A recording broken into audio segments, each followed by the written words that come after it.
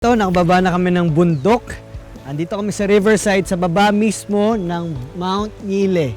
Tingnan nyo, doon kami galing sa taas kanina. Kanina, tirik pa ang araw. Pero pagbaba namin, aba, golden hour na. Yon ang oras na pag-alis ng araw at pagdating ng gabi. Ang ganda, no? Ayan, medyo nagdidilim na. Pero ganda ng kulay ng langit, oh. May gradient. Saktong-sakto to para sa aming third mission. Ang third mission kasi namin ay gumawa ng bonfire sa tabi ng ilog. Tapos dito kami magluluto ng pagkain namin para sa aming dinner kagaya ng ginagawa nila.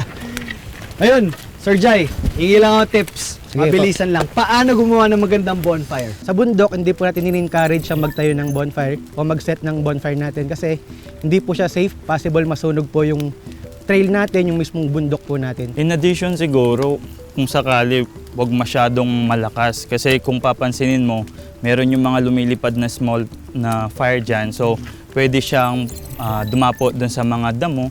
That can lead also to forest fire.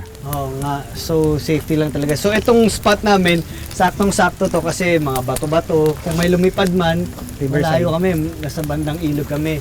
Tapos ito, pwede pong mahiram. So, medyo luto na yung yempo. Ito yung dinner namin. Reward namin ito pagkatapos na mahabang araw na pag-hike.